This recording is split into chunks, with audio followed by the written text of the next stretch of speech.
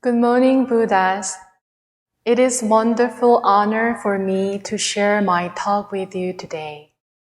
I'd like to convey my heartfelt gratitude to Reverend Won Gong for providing me with this precious opportunity to connect with you. While we went through a difficult time during the pandemic, it allowed us to stay connected by transcending time and space. Since we have been already met beyond time and space, I'd like to invite you to another occasion when Master Sotaesan and his disciple Yi Iniwa had a Dharma Q&A. Before I begin, I would like to briefly introduce Yi Iniwa.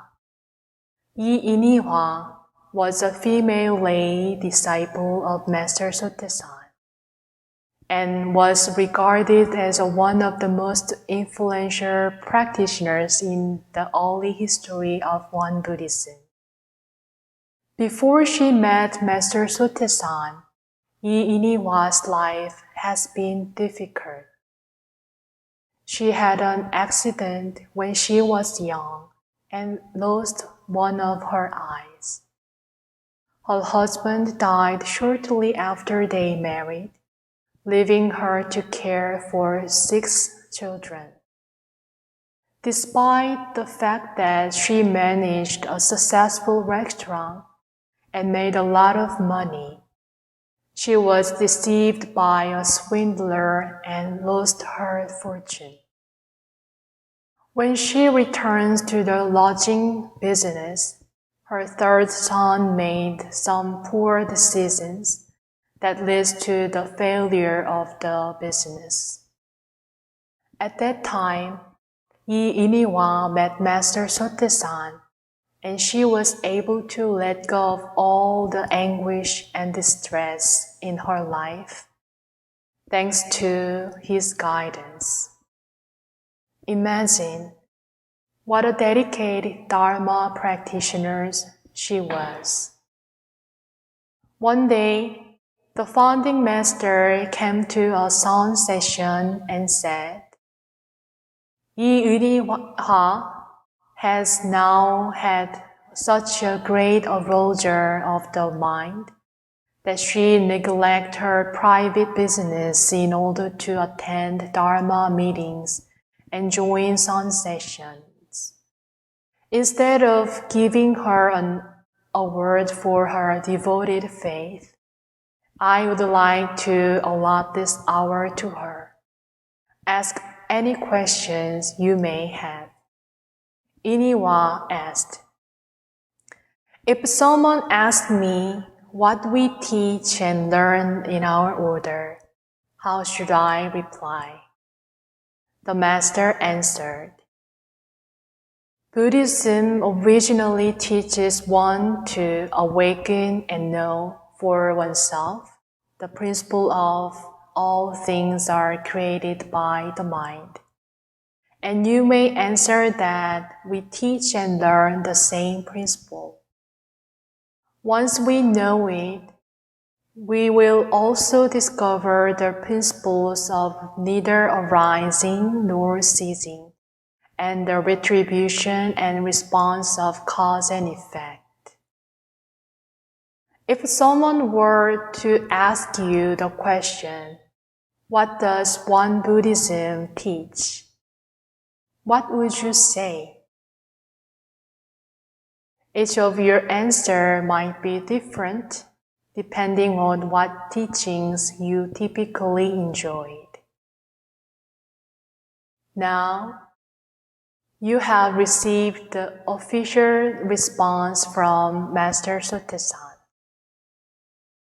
I'd like to share with you about how I use this official response through my personal story.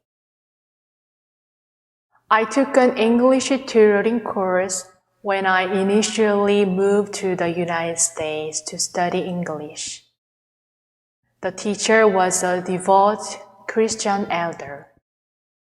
He knew that I was a Won Buddhist minister in training and asked me a series of questions, including the question, "What does Won Buddhism teach?" Without hesitation, I gave him the official response. In Won Buddhism, we teach and learn the principle of all things are created by the mind. I was so proud of myself for remembering this Dharma passage and using it in the real situation, until I heard his next question. We were sitting next to the window at that time. If the mind creates everything, is that tree also created by the mind? My tutor asked, pointing to the tree outside the window. I sat speechless, because no matter how hard I thought about it, I didn't make the tree. No, I'm afraid I can't. Of course, in terms of perception, there was no trees in my mind before I recognized it. But even if my mind has not recognized it, that tree has always been there. Then, what does we mean by all things are created by the mind? My koan has been the tree beyond the window, precisely as the pine tree in front of the courtyard, an old Buddhist koan. What is the mind? What kind of mind is capable of creating the tree? Throughout the decade, this koan serves as a motive force for me to understand who I am and what my mind is.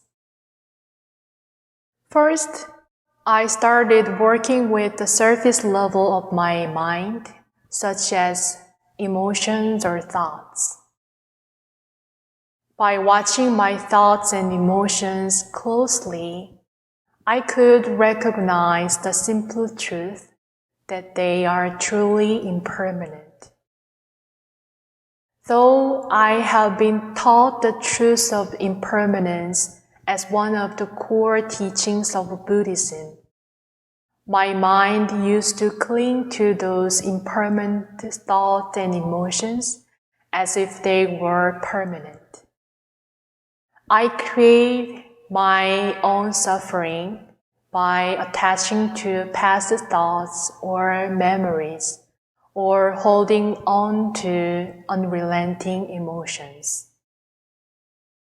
No matter how many times my ideas or feelings repeat themselves in my mind, they come and go according to the principle of cause and effect.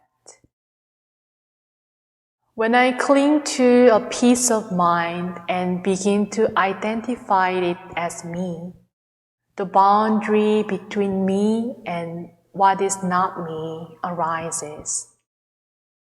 That creates all kinds of suffering in my mind. As long as we only focus on the arising and ceasing mind, we never notice where these minds are coming from. Are you watching me now? Isn't it true that when we are watching a YouTube video, we are completely focused on the content? All the scenes you have watched appears and disappeared on your screen. However, recognizing the screen while watching something is extremely rare. We simply dismiss the screen, despite the fact that all of the scenes are viewable because the screen is present. all your minds are arising and ceasing on this neither arising nor ceasing mind screen. The screen metaphor is used to convey the idea of the neither arising nor ceasing mind. However, there is nothing to call a screen either. The source of all our minds is truly empty. From that truly empty space, everything is coming and going eternally. If we take this true emptiness as the substance, when we use our minds and body, we can live much lighter and freer. It is not up to whether you understand it or not. You need to notice and confirm that true emptiness within yourself. It is not hard to find. Whenever you are aware of your arising mind, see where that mind is coming from.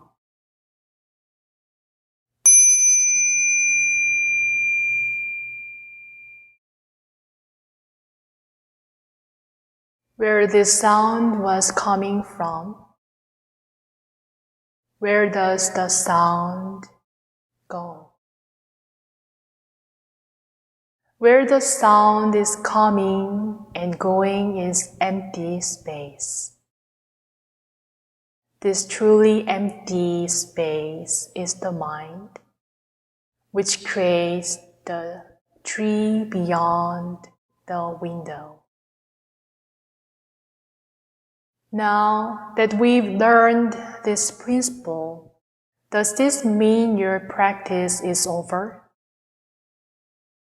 Let's return to the Q&A between Master Sote-san and Iniwa. It may harm the minds of those who are unhappy in their lives and are unwilling to accept the principle of all things are created by the mind. Perhaps Iniwa already accepted and realized these principles. So, Iniwa asks again, after we have learned this principle, how should we practice? The founding master answered, we keep our minds free from disturbances, delusions, or wrongdoings when facing sensory conditions. Once we know both the permanent and impermanent principles of our mind and the principle that all things are created by the mind, we need to keep our minds free from disturbances, delusions, and wrongdoings at all times and in all places. This is not the same as suppressing or pretending. When we clearly know these principles, we are not deluded anymore. Once we are not deluded, our minds are not disturbed. Then, whatever we do, we can make the right choices. My wish is that we truly realize the eternal empty mind within us and how we use our minds well by following the principle of cause and effect. Let us create a beautiful reality, no matter where you are and what you are doing. Thank you for taking the time to listen.